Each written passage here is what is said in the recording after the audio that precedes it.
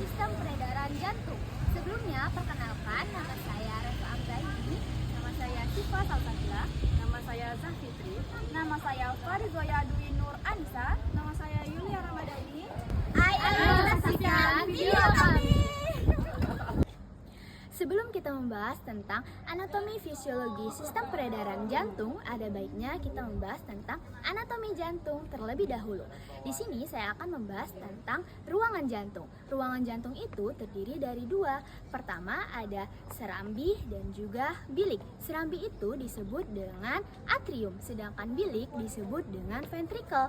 Atrium dibagi menjadi dua, ada atrium kanan dan atrium kiri, sedangkan ventricle dibagi menjadi dua juga, ada ventricle kanan dan ventricle kiri. Selain ruangan jantung, ada juga pembuluh darah jantung yang sangat berfungsi untuk proses pemompaan.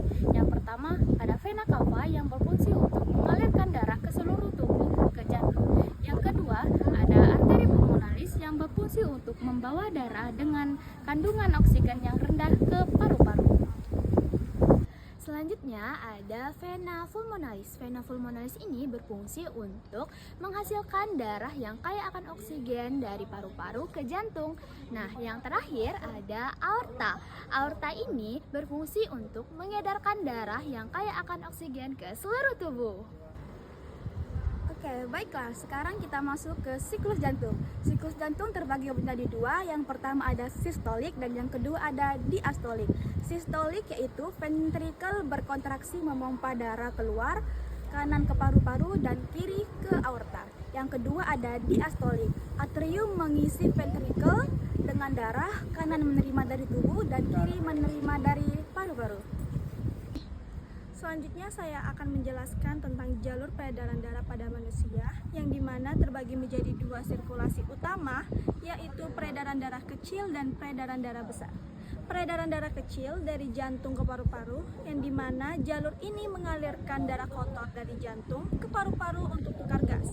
Diawali dari bilik kanan memompa darah kotor, kemudian ke arteri pulmonalis membawa darah dari bilik kanan menuju paru-paru, kemudian paru-paru yang dimana tempat pelepasan karbon dioksida dan pengambilan oksigen, kemudian ke vena pulmonalis membawa darah bersih atau kaya oksigen kembali ke jantung, serta yang terakhir serambi kiri menerima darah bersih dari paru-paru. Kemudian peredaran darah besar dari jantung ke seluruh tubuh yang dimana jalur ini mengalirkan darah bersih dari jantung ke seluruh bagian tubuh. Diawali dari bilik kiri memompa darah bersih ke seluruh tubuh, kemudian ke aorta, pembuluh nadi utama yang besar, kemudian ke seluruh tubuh, tempat pertukaran oksigen dan zat sisa dari jaringan tubuh, kemudian ke vena cava atau superior dan inferior, yang dimana pembuluh balik besar yang membawa darah kotor dari tubuh, serta yang terakhir ke serambi kanan menerima darah kotor kembali dari seluruh tubuh. Tutri. Yang terakhir, sistem konduksi jantung. Sistem konduksi jantung adalah sistem penghantar impuls listrik yang mengatur irama dan koordinasi denyut jantung agar darah dapat dipompa secara efektif. Bagian-bagian sistem konduksi. Yang pertama, nodus SA sinoatrial, pemacu jantung alami yang menghasilkan impuls listrik. Yang kedua, nodus AV atrioventrikular, menunda impuls sejenak agar atrium selesai berkontraksi. Yang ketiga, berkas His, menghantar impuls ke ventrikel.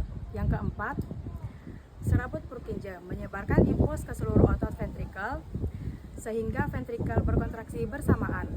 Fungsi utama, yang pertama mengatur irama jantung, yang kedua mengordinasikan kontraksi atrium dan ventrikel, yang ketiga memastikan jantung memompa darah secara efektif. Jadi, kesimpulan dari anatomi fisiologi sistem peredaran jantung yaitu sistem peredaran darah jantung adalah sistem pompa mekanis terintegrasi yang berfungsi menjaga kelangsungan hidup dengan mengedarkan darah tanpa henti. Berikut adalah 3 poin inti kesimpulannya. Yang pertama, struktur pompa dua sisi. Sisi kanan menerima darah kotor dari tubuh untuk dibawa ke paru-paru.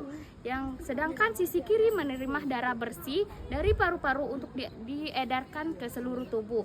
Yang kedua ada aliran satu arah, katup jantung dan kontraksi otot yang diatur oleh sistem kelistrikan mandiri memastikan darah selalu mengalir maju dan tidak kembali ke belakang.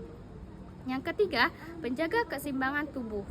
Fungsi utama seluruh kesatuan sistem ini adalah menjamin suplai oksigen dan nutrisi ke jaringan tubuh selalu terpenuhi demi mempertahankan kehidupan. Teman-teman, sekian video penjelasan dari kami tentang anatomi fisiologi sistem peredaran jantung. Semoga bermanfaat bagi kita semuanya. Terima kasih.